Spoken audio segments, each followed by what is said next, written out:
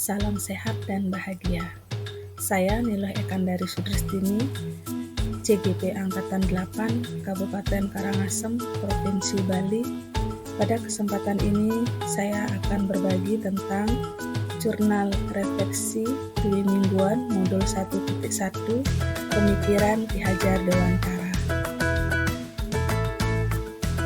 Pada Jurnal Refleksi Dwi Mingguan ini, saya menggunakan model 4P, yaitu yang pertama peristiwa, yang kedua perasaan, yang ketiga pembelajaran, dan yang keempat penerapan.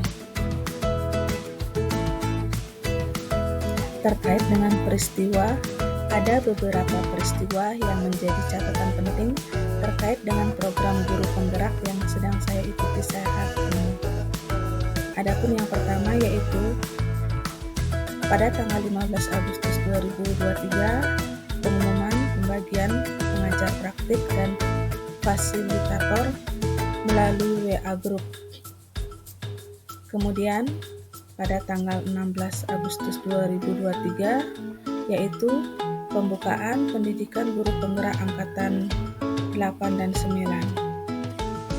Kemudian pada tanggal 20 Agustus 2023 yaitu kegiatan lokakarya orientasi guru penggerak angkatan 8 dan 9. Kemudian pada tanggal 22 Agustus 2023 yaitu eksplorasi konsep. Kemudian tanggal 23 Agustus 2023 yaitu ruang kolaborasi pertama. Kemudian tanggal 29 Agustus 2023 yaitu elaborasi pemahaman. Model P yang kedua adalah perasaan.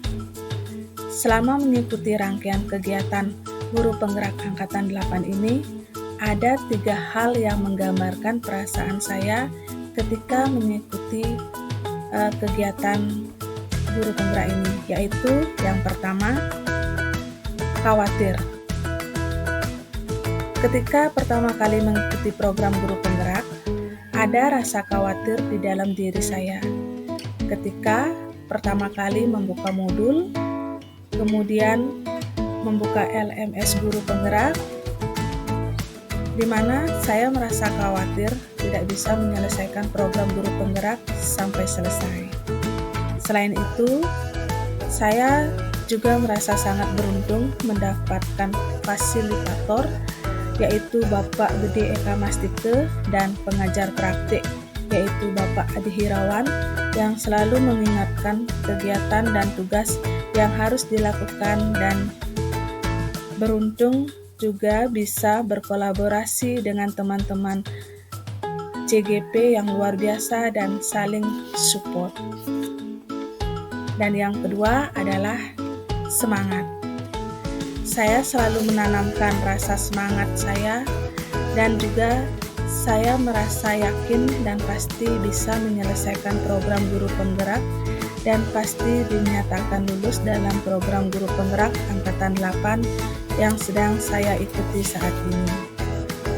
Kemudian dan yang ketiga adalah perasaan saya, yaitu senyum dan bahagia, di mana saya selalu memotivasi diri saya untuk selalu senyum dan bahagia. Apapun masalahnya dan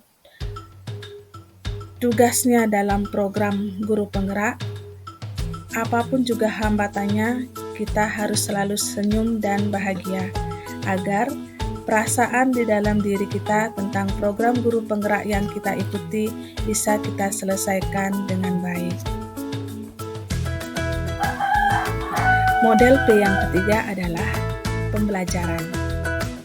Sesuai dengan pemikiran Ki Hajar Dewantara, ada 4 poin penting yang saya dapatkan ketika mempelajari modul 1.1, yaitu tentang pemikiran Ki Hajar Dewantara.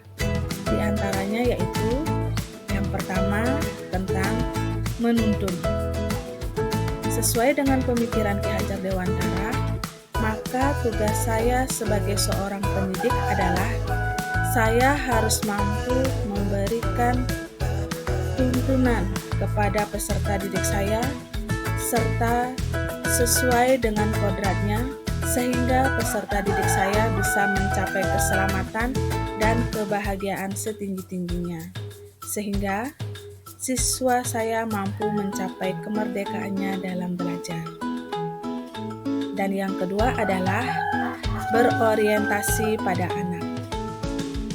Sebagai seorang pendidik, saya juga selalu memperhatikan kebutuhan anak sehingga kita harus selalu berorientasi pada anak. Dan yang ketiga adalah budi pekerti.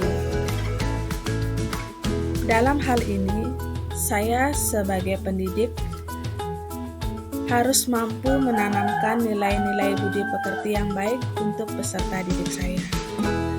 Dan yang keempat adalah tentang kodrat alam dan juga kodrat zaman. Seperti yang disampaikan oleh Ki Hajar Dewantara bahwa kita harus memperhatikan kodrat alam dan juga kodrat zaman, di mana kodrat alam dan kodrat zaman pada pendidikan zaman dahulu dan zaman sekarang sangatlah berbeda, sehingga kita sebagai seorang pendidik harus memperhatikan kodrat alam dan juga kodrat zaman.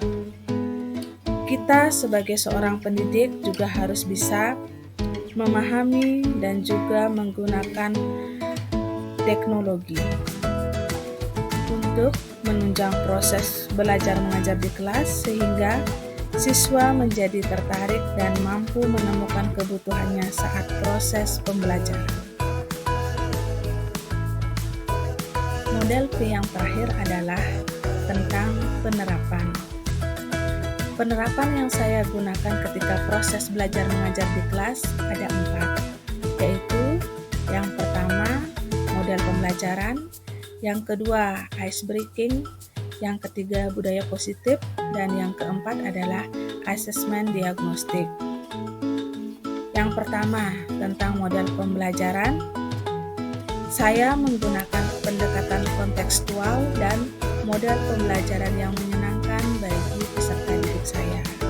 Dan yang kedua, saya menggunakan ice breaking, di mana saya mengkombinasikan pembelajaran dengan permainan yang tujuannya untuk melatih konsentrasi dan menghilangkan kejenuhan siswa ketika proses belajar mengajar, sehingga siswa menjadi senang dalam mengikuti proses belajar mengajar. Dan yang ketiga, budaya positif. Saya sebagai seorang pendidik akan selalu menanamkan budaya-budaya positif dan karakter yang baik kepada peserta didik saya. Dan yang keempat adalah asesmen diagnostik yang bertujuan untuk mengidentifikasi kompetensi, kekuatan, juga kelemahan peserta didik untuk mengetahui sejauh mana pemahaman peserta didik saya dan untuk menunjang perbaikan dalam proses pembelajaran yang saya lakukan. Demikian refleksi jurnal mingguan modul 1.1 yang bisa saya bagikan. Semoga bermanfaat. Salam